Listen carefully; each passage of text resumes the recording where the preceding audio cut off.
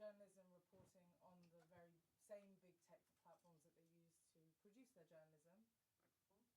Oh yeah, sorry. Sorry, yeah. I should probably start with. You should have one on your. I've got it. Thank you. How do you turn it on? Ah, okay. Top, yeah. Always works. And then also when we're speaking, it's not necessarily for this audience, but for the LinkedIn audience online. So he takes care of that, technician. So we just speak into it like this, yeah. Cool. All right. Oh, it is warm in here. Which is funny because when I first designed this project, it was in the middle of Berlin winter in January. So definitely didn't quite expect it like this. But thank you all for coming. My name's Sabrina. I run an organization called Are We Europe, which is a non-profit media organization dedicated to diversifying and innovating the European media landscape. This is our fourth episode of the Full Stack Journalism podcast, which I mentioned is all about the tension between journalism reporting on the same big tech platforms that we use to produce our journalism and the ethics and alternatives around that. We are recording live at Public Studios. Publix is a building for nonprofit democracy and media organizations based in Berlin, Germany, but we are also live streaming on LinkedIn too. So there's some audience members online. I have a few questions for our great speakers today, but also the audience can ask your own questions. And maybe just to start for anyone who doesn't know what full stack is. Full stack is a term that originates from software development, which is very much around understanding both what people see on the front end and also the back end. And it's a way of, when we apply it to journalism, it's a way of asking, how do tools, platforms, workflows, and ownership structures shape in potentially what we read and what we trust and what we consume? And how can we rebuild this stack as a way to support editorial independence, transparency, and democracy? And it really originated as a question in a network called Reference, which is a network of independent media organizations. And it's very much a sort of support network for each other around how do we produce our journalism, right? And there were so many questions around technology that we decided to build this ourselves. There is a database on the website that we've been building, which includes lots of alternatives around the kinds of things you can use that aren't your Google and your Meta.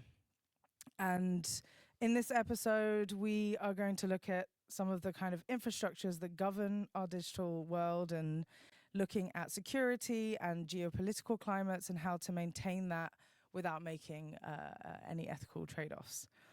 So I'll start with a quick introduction to my speakers, but feel free to add your own into the mix.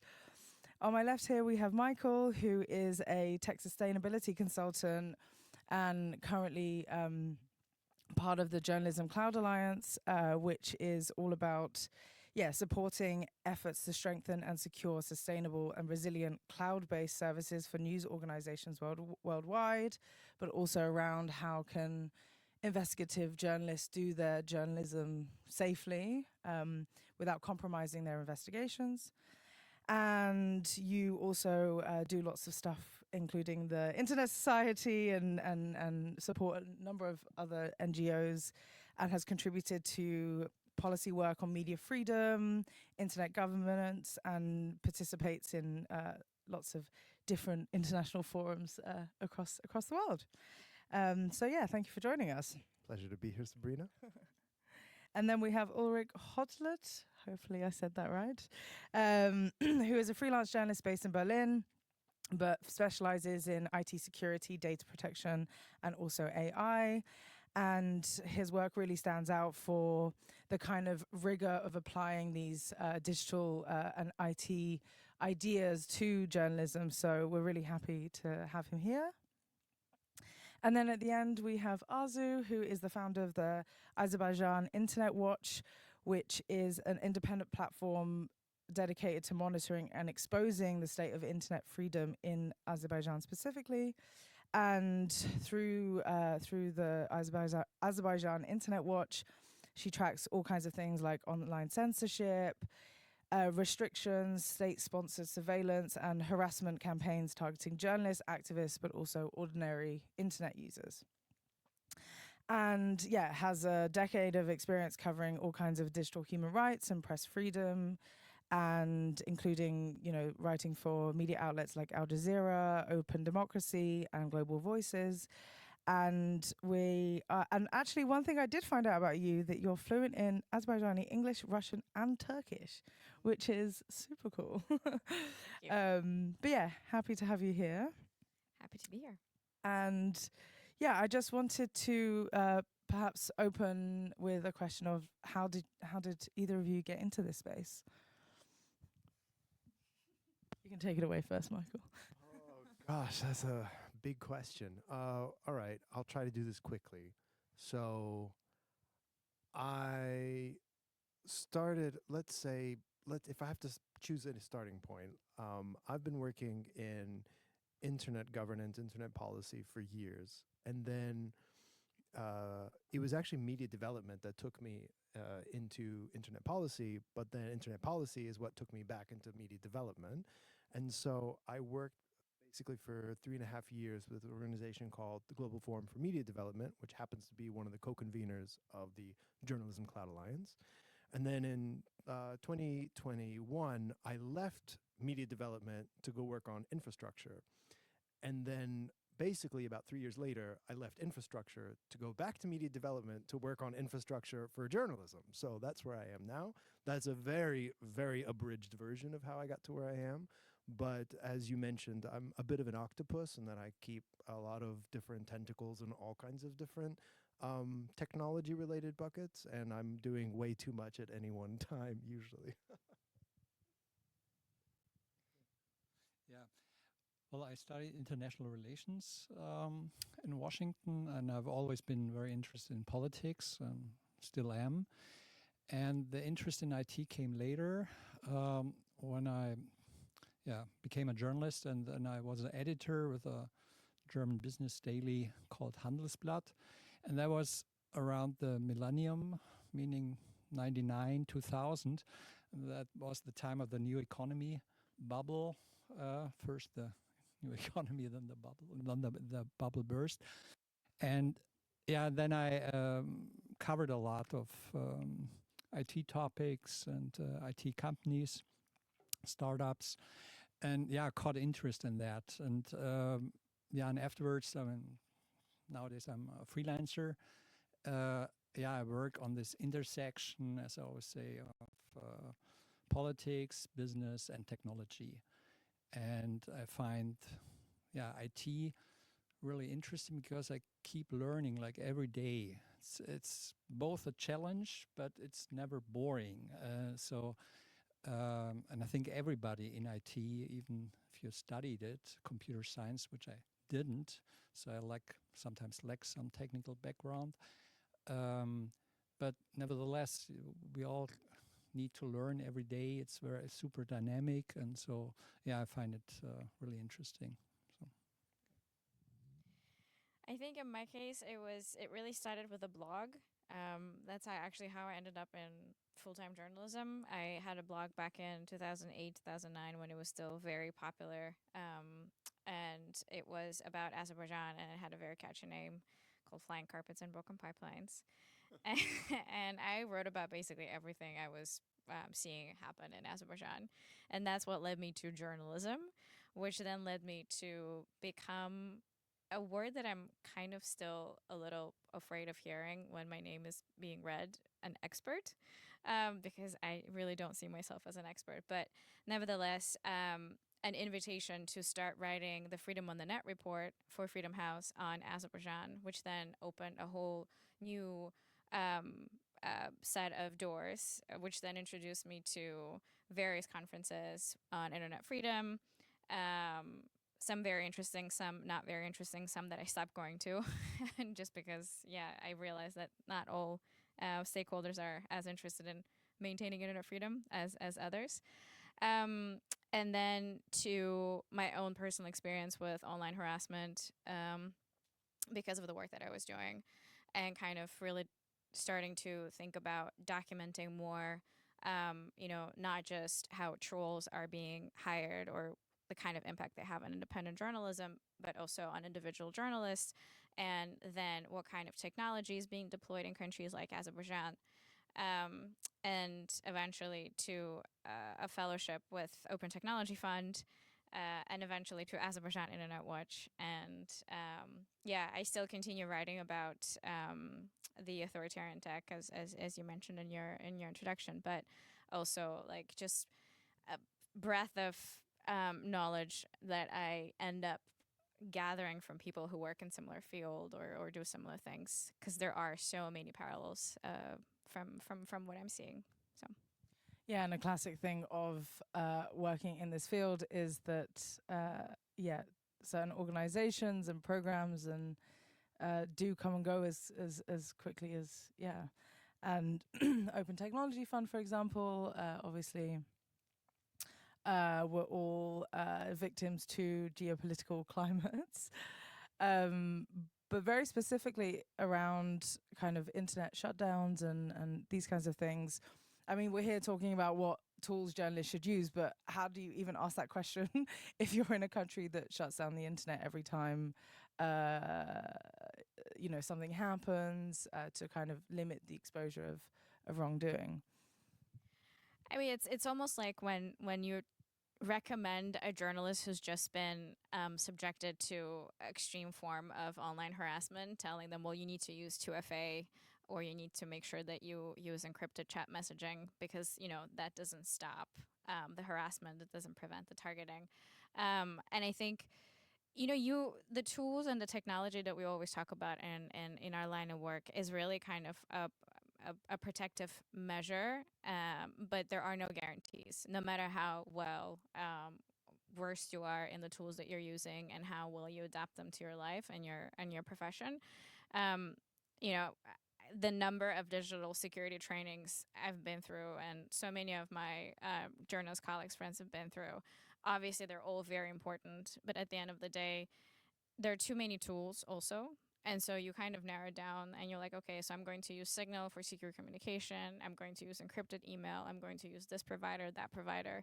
And the more you're in this field, and unfortunately in countries that are more threatening to freedom of the media and freedom of expression, and where you have censorship, the more exposed you are, and the more knowledgeable you become about the tools that you have to use. And in our context, again, like thinking of Azerbaijan and journalists and colleagues, friends who work in Azerbaijan, no longer in the country, unfortunately, because most of independent journalists are currently behind bars in the country. But outside as well, like for all of us who are in exile, we really kind of focus on one or two tools for a specific task, because otherwise you just can't get out of it. It's too much. How do you deal with this at the Cloud Alliance? Well, I mean, first of all, it's just to kind of carry on from what you're talking about. I mean, if we're talking about the stack, I mean, which is basically just all the different layers of technology that work together to make sure that when you're accessing something, it goes from a data center to your phone or your computer. There are so many tools, as you mentioned, to that you can integrate, but we're all working within environments that are basically constantly trying to undermine our ability to work in every single way possible. And so whether that be governments or whether that be big tech organization companies using your data to train their AIs or whatever. I mean, there are so many things that we have to contend with at any given time. And it is definitely getting harder. It was always difficult. It was always challenging. It was always a game of cat and mouse. But now it just feels like it's sometimes insurmountable to say, okay, well, all right, like if I want to cross a border, what do I do with my, how do I protect my email systems and my chats, and what do I have to do, and that sort of thing. I mean, these are all things that journalists in particular, but also many members of civil society have to think about and actually work through, because um, it's just one little vector, in other words, can compromise not just what you're doing, but what the people that you're working with, your sources, the people who are you is your responsibility to protect. So there's a lot of different things to think about.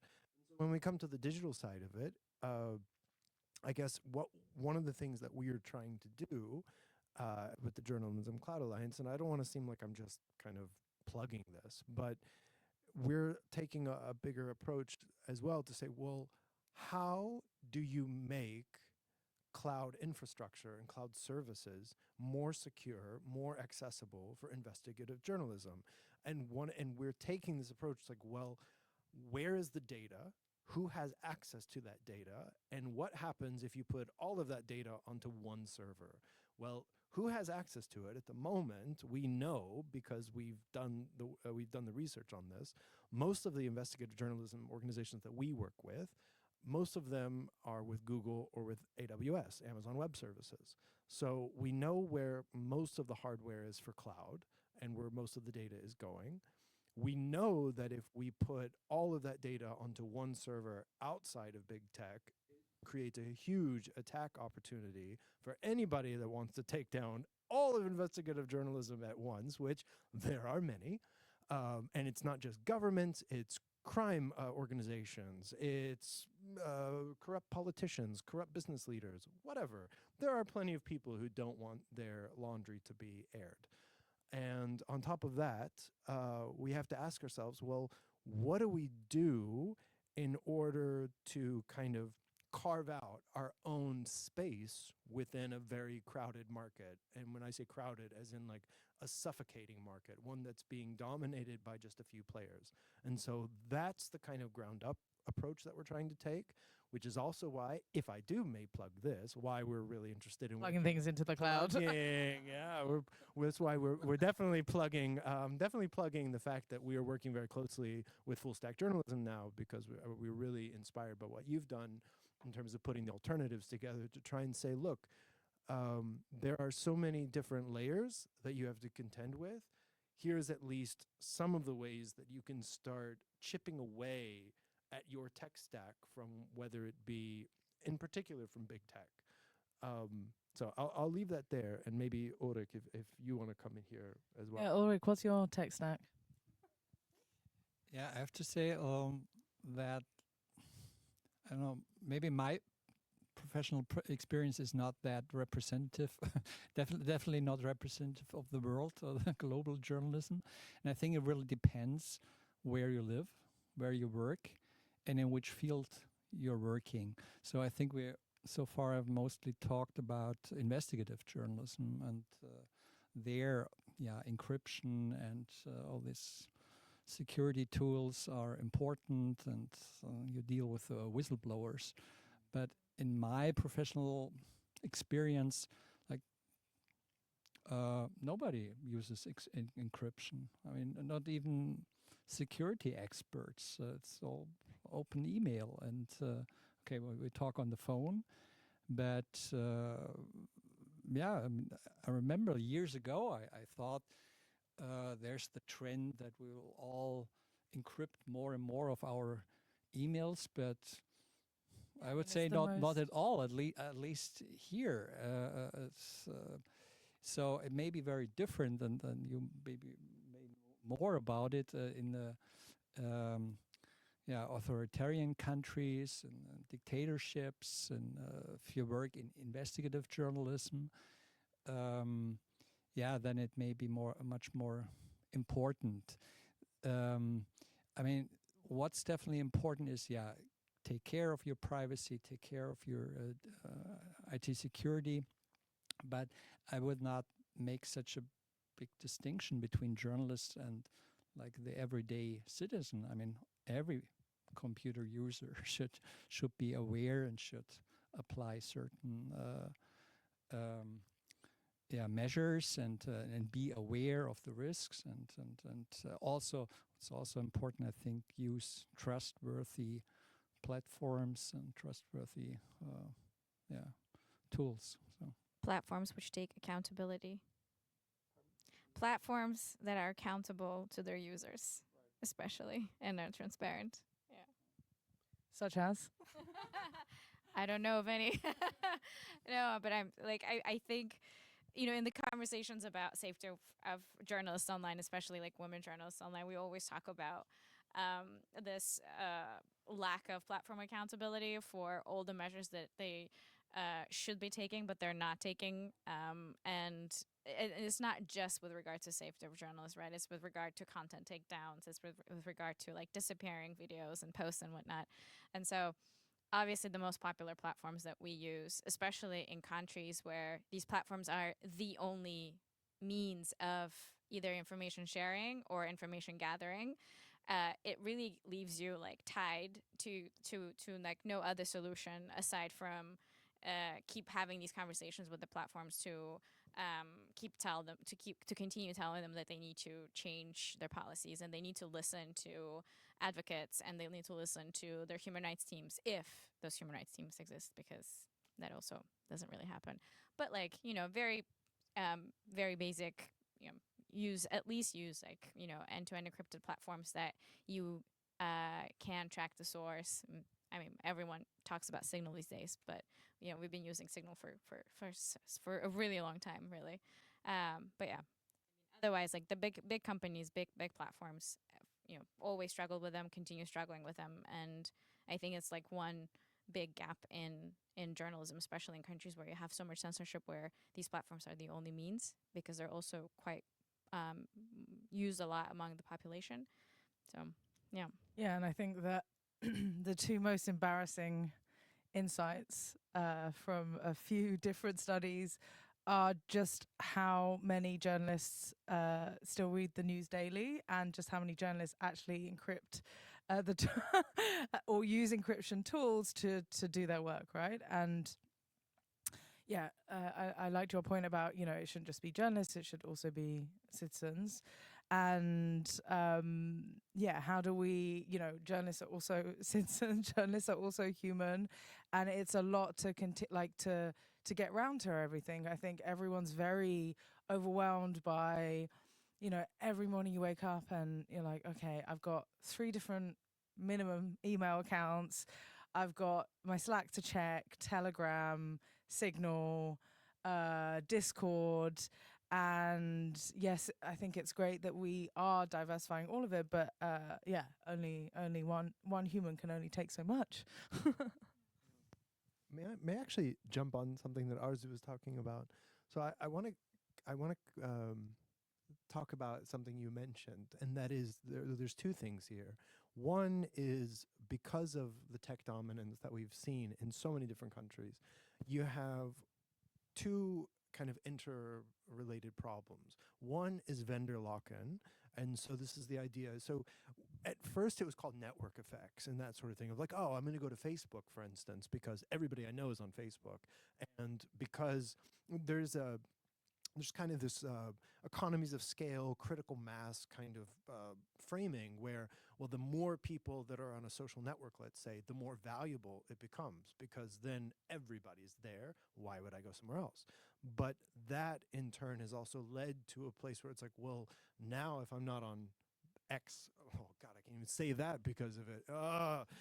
Like our discourse has been completely, overtaken anyway. But the point is that if I go to a platform, I hope that doesn't exist. If I go to XYZ platform, and I am now dependent on that platform as a means to communicate, or as a means to share information, to share news.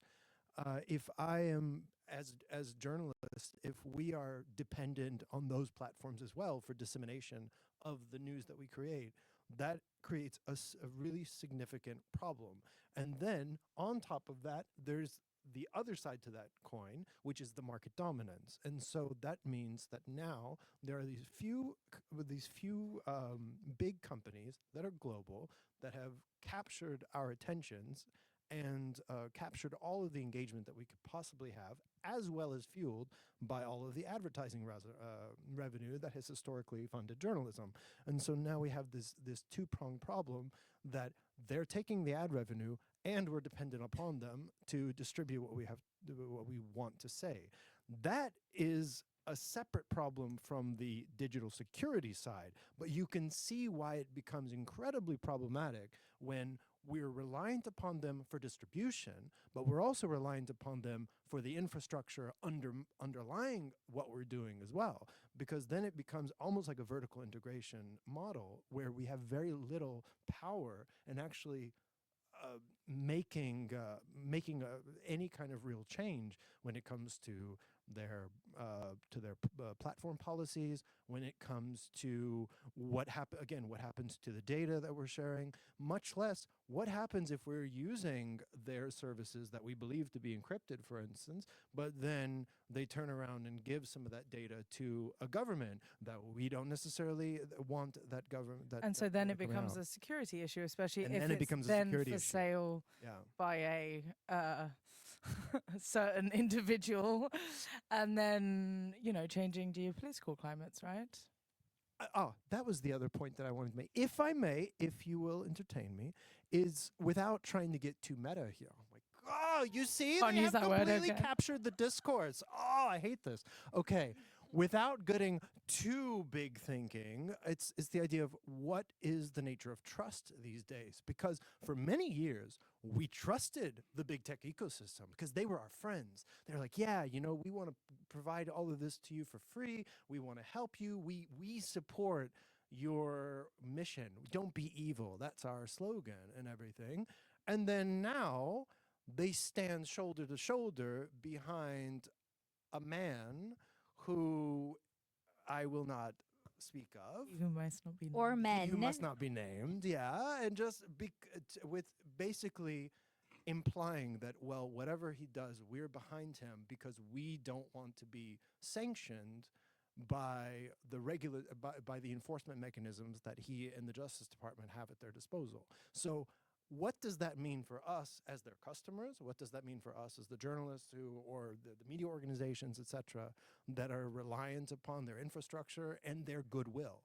We are completely at a disadvantage. So whether that be a security issue, a privacy issue, or that be just a geopolitical issue that, the paradigm has shifted. What was in the past, we cannot depend on anymore. So where do we go from here? The only answer I can really think of is that we have to depend on ourselves and on each other, as in our community, to build whatever we need to use.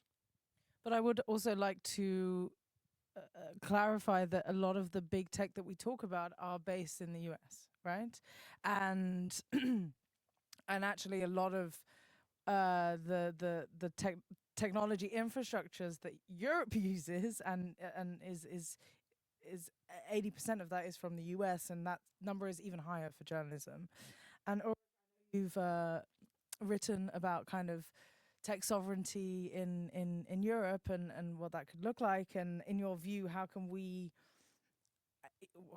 as Europe kind of push for more kind of secure internet infrastructure without necessarily losing out on the more innovative aspects? Yeah, that's a tough balance. Maybe I start out with first adding to what you said. Well, I think the time of "Don't Be Evil" by the Google founders are a long time ago, and already for 15, 20 years or so, it's clear, or even longer, they're out there to make billions, and so I would say you were naive already a lot of years ago if you like thought, okay, they're just out there for the better of mankind or so. No, primarily they're corporations and that want to make as much money as possible, and with Meta even more so. It's clear, so many privacy scandals throughout their history that I think one should have lost trust a long time ago. Once again, so the problem, also listening to what you said, is I think every computer user has to think and has to take a decision, like how important is privacy to me, how important is it versus how important is it that I'm on the same platform as everybody else, or my friends at least. How important is that things are user-friendly, and that's one of the advantages of big tech. It's often very, and American providers in general, I'd say Europe, and especially Germany, can, some way to go to become more user-friendly. So we have to decide, but if you're an investigative journalist, then of course you have to you have to be especially cautious, which platform you use, and also adding that where are you anonymous, or as anonymous as possible, and where can you, should you publish your name or give your name?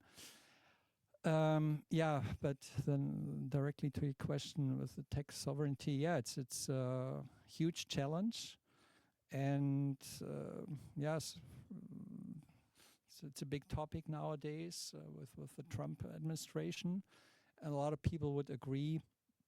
First, I mean, Europeans, we need to be more digitally sovereign, but the problems are in the details. So once you really try, and then you face the hard decision, okay, then we have to cut this service and cut that service. Oh, there's no there's no alternative solution from Europe, which is as good, or let's say as user-friendly, for example. Or, I mean, the clouds, I mean, of course, the clouds by the hyperscalers are, much larger, and have other advantages. So it's tough, and it'll be a battle for years, I think, and so definitely not done from one day to the other, and. Then again, we have to weigh, okay, where are our key interests, and where can we sacrifice, and I think decentralized internet web, in whatever shape and form it's going to look like in the next couple of years, I don't think it's like too far from where we are today. There's so many different groups and networks trying to come up with a model of decentralized web that would work in the current environment, where you have the rise of authoritarian leaders, where you have digital authoritarianism, where you have digital transnational repression, that would eventually serve, it's not going to be like in a traditional sense as we are used to, having access all the time to everything nonstop. It's probably going to be less restricted. It's probably going to be slower than what we're used to. But I think in the current context, it's a matter of like really choosing not just privacy versus, your public profile. I think it really is about investing in an infrastructure that is sets the tone of ethics and protection and holistic approach for the next generation. Because I think that's, at least now that we've seen the other side of the internet and technology and the tools, and we're now seeing its impact when it's not monitored, when it's not, when there are no rules set or boundaries set. And I think we can actually be part of that change of whether we're changing the way we also interpret this technology and use this technology and consume it, and also, move forward trying to maintain a balance. if I may, because I, I love. We go. No, this is good. No, this is great. No, no, no, not combative. If anything, like you're very inspiring. And two things. First of all, Ulrich mentioned hyperscalers. How many of you are familiar with hyperscalers? How many of you know what a hyperscaler is? So there are three main hyperscalers, and these are the biggest tech companies that are providing most of the cloud infrastructure out there. One is Google Cloud, another is Amazon Web Services, and the third one is Microsoft Azure. So basically Microsoft, Google, Amazon, biggest cloud providers in the world. There are others. Oracle, for instance, is another. Alibaba is a huge one in East Asia, especially. But so I just wanted to make sure, just to kind of like keep everybody like on track with all the terminology that we're using. The second thing I wanted to come in to say, because Arzu, you always, I feel like you set up these concepts so well. There's actually a name for what there's a kind of a nascent term that is being used now to label some of what you're describing, and of which full stack journalism plays into, the Journalism Cloud Alliance plays into. It's basically public interest infrastructure. So it builds off of this existing term, digital public infrastructure. If you think of like e-health, e-government, stuff like that, that's digital public infrastructure. How do we create digital infrastructure for the public? But that's especially at a government level. It's like, okay, how do we do this so that, you know, you can get a form more easily? Maybe that's something harder to explain, like for, you know, in Germany per se, but that was meant to be a joke. But Fax it to you. yeah, yeah. But the point is that if we have infrastructure that goes against the engagement model, let's say, so the basic business model of big tech is engagement. I mean, it's the more likes and clicks and views and eyes that it gets on a piece of content, the more likely advertisers are to run. And so the model of the revenue model is basically engagement. So how then can we build infrastructure that is user-centric, not engagement-driven, not market-driven? How do we do it in such a way that is decentralized, as you're saying, opposed to centralized?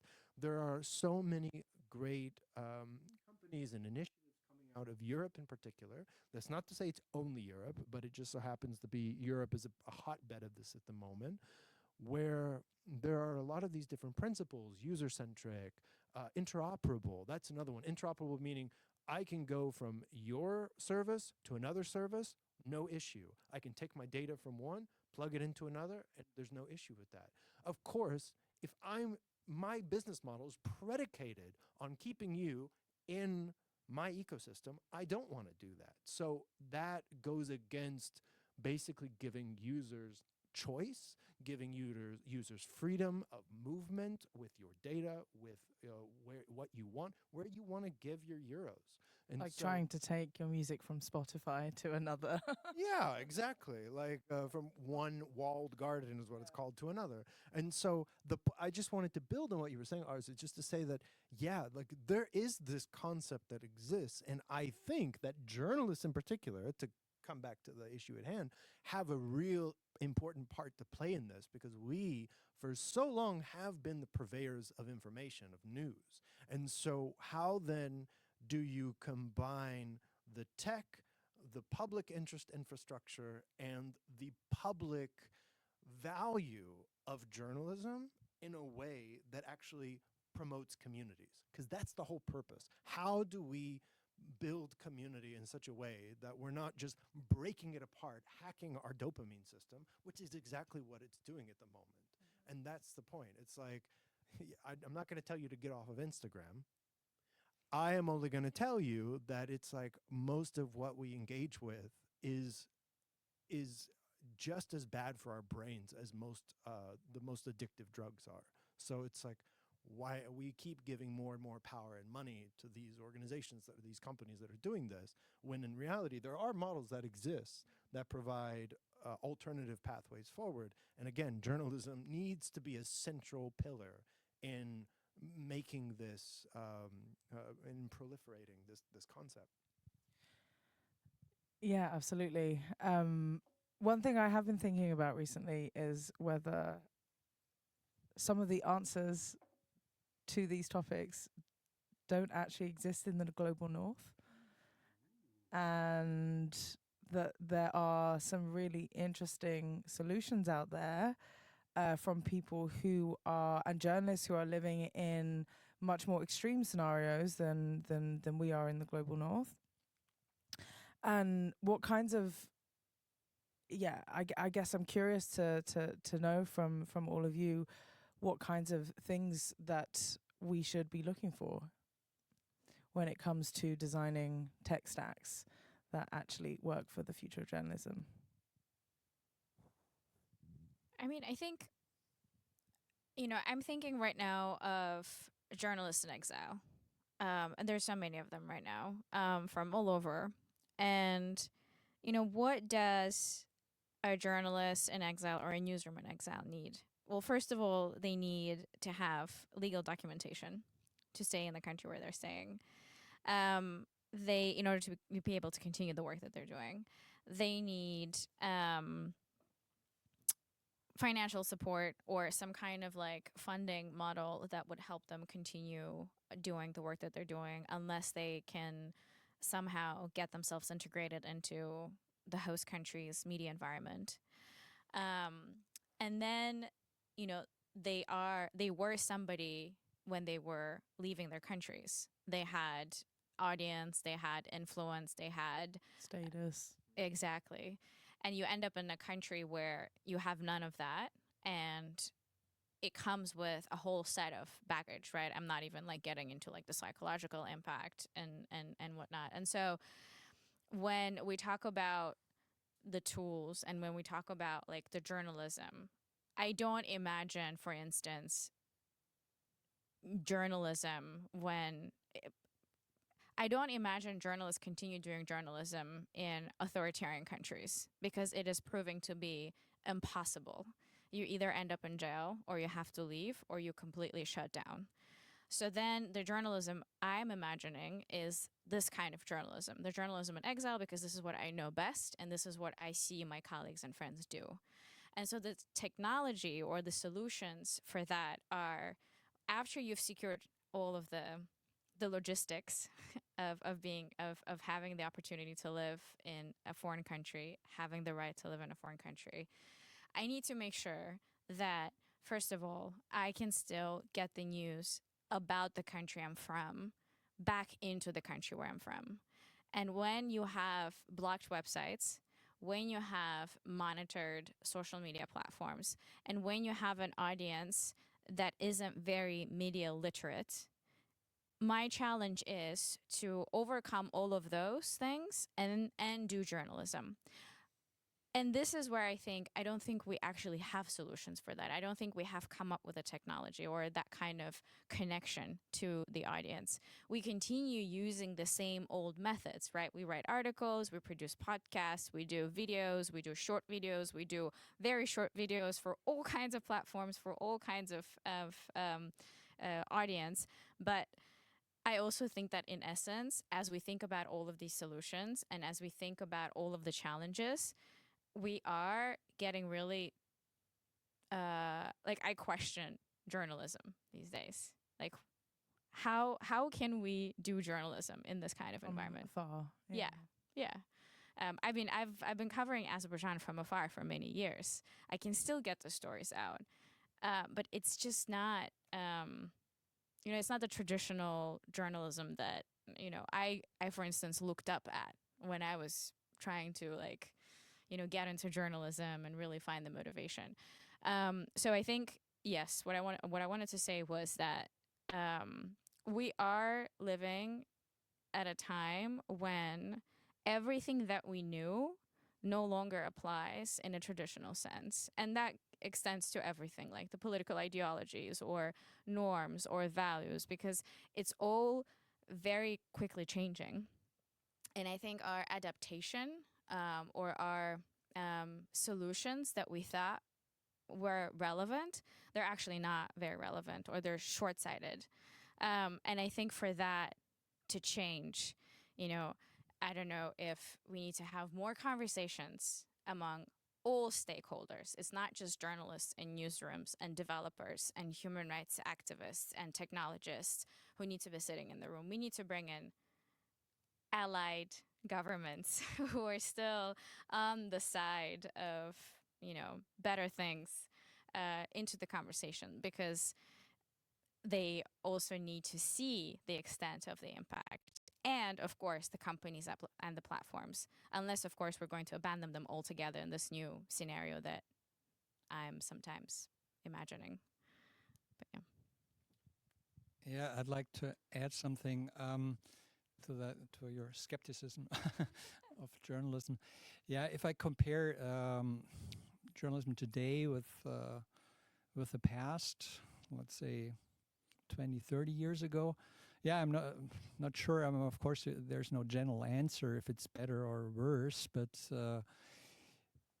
for me, already for years, I have the feeling we focus too much on technology and too little on content.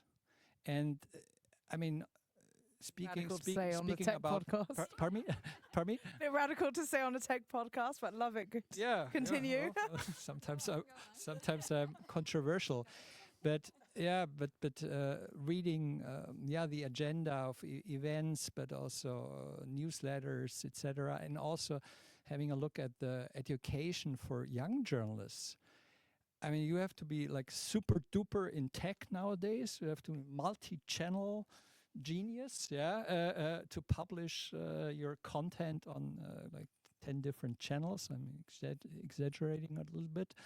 But, and then, by the way, you also have to learn research. And I think, research is key, and critical thinking is key, and the ability to analyze things. Also not to take everything as granted that some press speaker tells me, or some PR agency tells me, or a company, or also a government, or so, whoever. I'm afraid that comes too short if we focus so much on technology and also in education, but also in like general events, like shall we be on this channel, shall we be on that channel? Well, in a few years that channel may not exist anymore. So that's my fear, that we like lose the focus on content. And in general, from the discussion, I'm sort of asking myself, or maybe I misunderstood some things.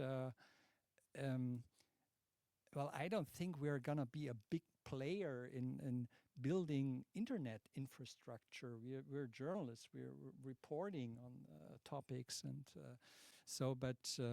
of course, we can found our platforms and found new channels, but we're not gonna compete with big tech in this field. We got to dream big. Well, I mean, this is why we're doing full stack, right? But what I did like about your point on we're journalists, and we're having to do a lot of technologist work to produce our journalism, but that is also unfortunately part of the landscape, right? And I think that's perhaps why we're so exhausted by just trying to get things out, that we're focusing or at least we have less resources or energy, right, or time to actually produce the journalism. But I also think that us journalists are a pretty creative bunch, and there's been lots of interesting workarounds for different things. And I remember a journalist that I spoke to a few years ago who was in India, and there was no internet, and it was in the first wave of coronavirus. And back to your point around kind of allies, right? And she would go to the airport every week with a USB stick to try and find someone who could take her USB stick to another country and then email it to her editor. And that's sort of one way of doing it. But yeah, there's lots of different. I mean, that was one way of actually how do we still get the journalism done despite the technological requirements, and so how do we move from maybe finding allies at an airport to take your USB stick to your editor to allied governments or allied groups. That is basically cybersecurity rule number one: never accept a USB from anybody that you do not know. That is very likely Even to be if they have a malware. press card. Yeah, exactly. You almost got me. No, but I don't want to dodge the original question you asked, Sabrina, but this is a really good point to kind of respond to and to follow up with. And so, one is that I agree with you that there needs to be that. First of all, content is still king in many ways. But the problem with the focus on content, of course, you have to have great content. You have to have great content. You have to put in a lot of time. Journalism, yeah. You have Content. well, journalistic content is what it amounts to. But if you're talking about, for instance, investigations might last months. They take a lot of time. They take a lot of money.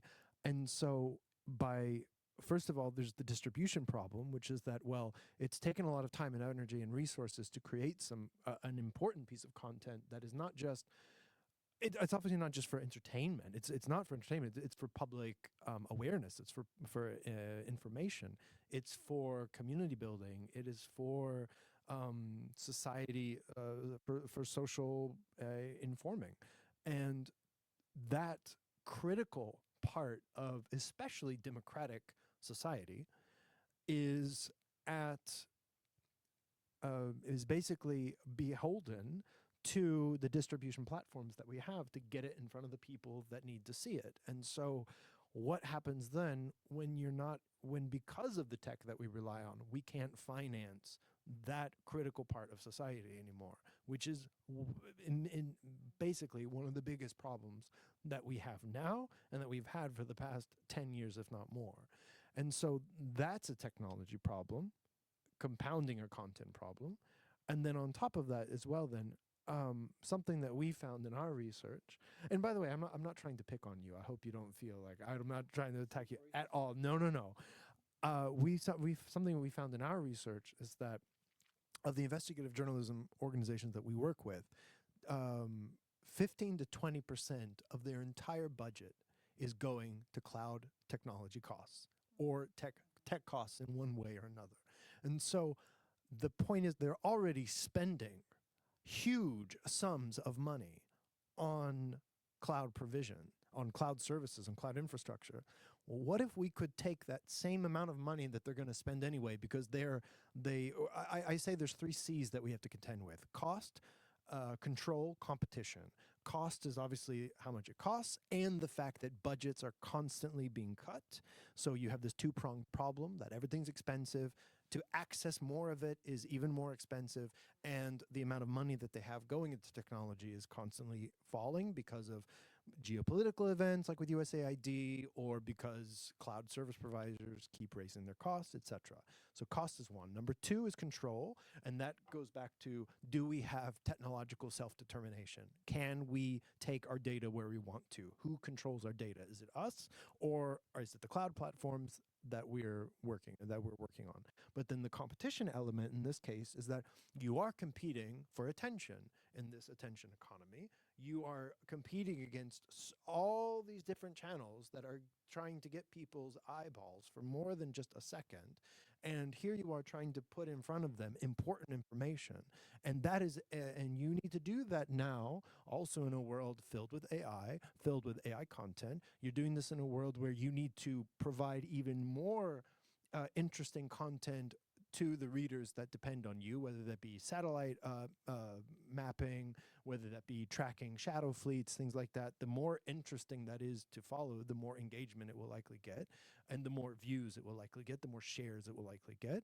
And so and so that again is a tech problem. And so if we're thinking about this from a competitive point of view, if we're giving all of that money to big tech as it is, well, why can't we take that same amount of money and reinvest it back into infrastructure that we own and that we manage? And so then even if we're not addressing the content problem, the distribution problem directly, at least we're addressing the hosting problem, at least we're addressing the data problem, at least we're taking back a little bit of control, a little bit of our own determination, a self-determination of our own infrastructure and our own services. Because at that point, the added value is that if you can make it cheaper in particular by making it for us, by us in that way, and we can have more security in that to begin with, then that's a win-win for everyone and that we're working with. So that's kind of how I would say that we see it as a potential solution and as a way to kind of overcome some of these challenges that we're facing, which can frankly continue to get bigger. I have a question. In your work, do you talk to the media companies and like try to convince them not to use big tech clouds, or do you provide clouds yourself, or do you recommend certain clouds? Not yet. I don't. Not yet. Again, don't mean to be plugging everything. Depends on the weather. We're working. Sorry. Just remember, somebody's cloud, your cloud, somebody's cloud is, or actually your cloud is somebody else's computer. No, but we are working on a minimum viable service at the moment, where if we're building this, where we could potentially offer that to. We're starting with investigative journalism, and then from there we want to piggyback onto wider public interest causes. But the idea is like, well, can we offer something? And we're exploring it at the moment. I can't give a timeline exactly. I think our director might have some harsh words for me if I say like, oh, it's going to be on this day in this month. But we're really working on it. I would really like to hope that we'll have something for piloting by the end of the year, and that would really be ideal. But we do need to offer something different. We need to create our own alternatives in partnership with the alternatives that already exist. So don't need to reinvent the wheel. So we've got a couple of minutes left. No, we're good. Does anyone in the audience have a question for our speakers? All right, I'm just going to come over with the... Yeah, hi. I think I have one. My name is Philip, and I think through all of the talks of the were mentioning states as a really important actors. How can we secure that this decentralized internet tool would be publicly owned and not state-owned? Because it's not really the same. And we know that even some European states and their security services can build in backdoors, and they can, with far-right shift, be used in a bad way in the future. So how can we really secure this thing and maybe make it even open source when some states don't really want it?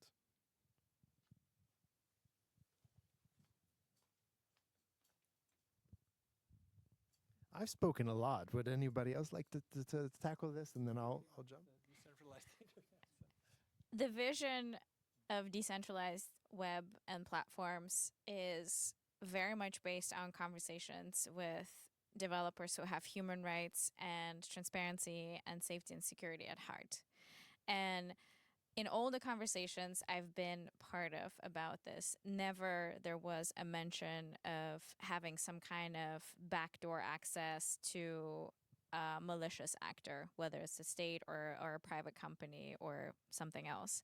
I think if you are working on such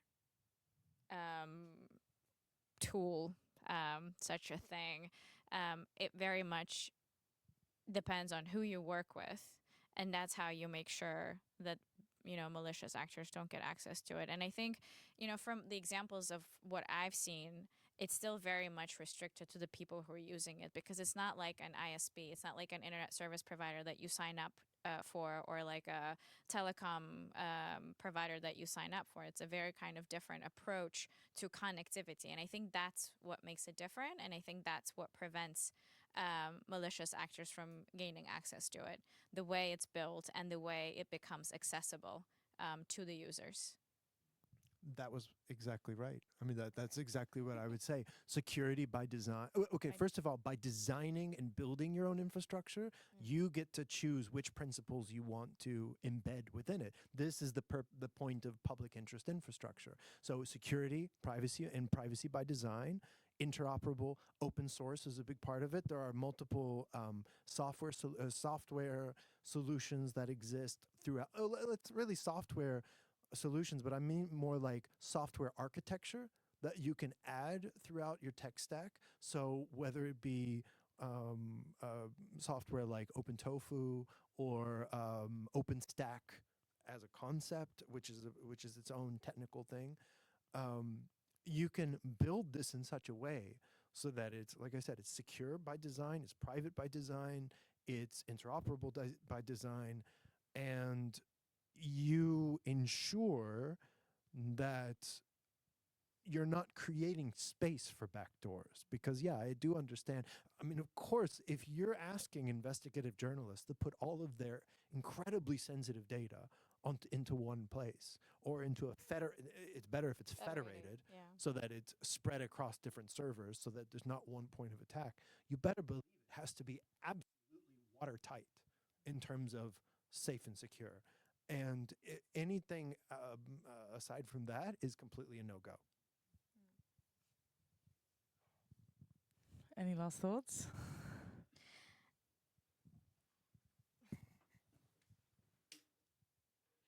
I have another question that kind of also relates to that topic.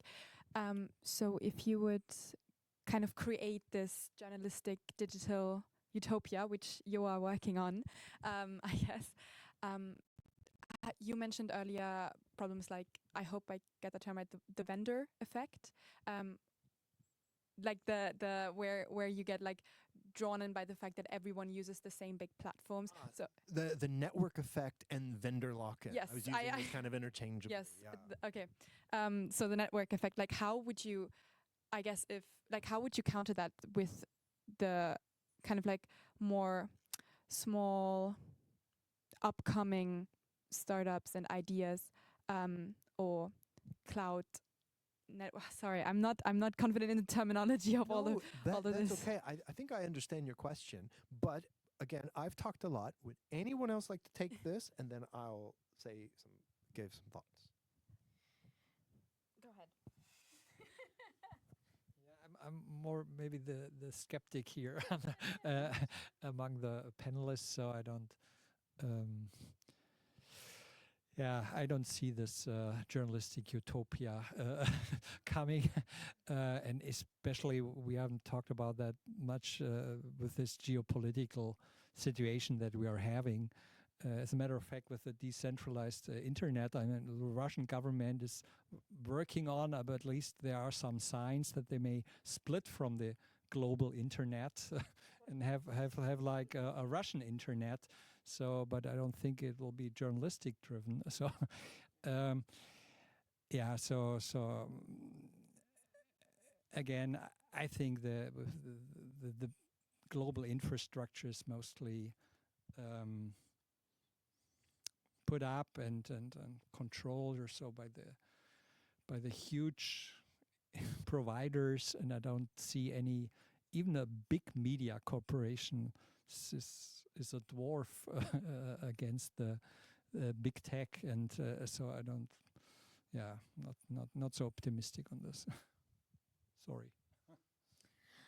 I don't think we were very optimistic. I mean, as a journalist who's like seen this technology change so much of the reporting, change so much of access, change so much of how journalists get affected by these platforms and this technology that's being used, whether, surveillance or it's harassment or whatever. I think, my skepticism is mostly related to the fact that I'm just really sad that our profession is split into so many different directions, and we have to deal with so many fires, whether it's in the newsroom, whether it's safety, whether it's platform, whether it's I don't know, emergency relocation, or the crises. I mean, speaking of crises, it's just a never-ending circle, and I'm happy to report about technology as long as I'm not the story, right? So I think if I try to like summarize my answer to your question, it's I hope in the grand scheme of things that whatever technology that is part of this development process, whether through cloud, whether through safety, whether through any other input that is being placed. And I don't think utopia journalism is ever going to exist, because I think there will be always malicious actors to interrupt the flow of information. But I think we need to be part of that conversation, whether it's a journalist, whether it's a newsroom or a startup or whoever, because we were not part of that conversation before. And we're witnessing the consequences of when it's very centralized actor or actors developing a tool or a platform. And this is what needs to change. So I think the way I understand the present and the near future is that everyone needs to be part of the conversation, because everyone is affected in their own way, depending on how they use these platforms. So that's my end of spiel. Unfortunately, that's all we have time for. But yeah, on that note, I'd like to invite you all to say thank you to our speakers, and yeah, we'll be milling around for the next few minutes anyway. See you next week.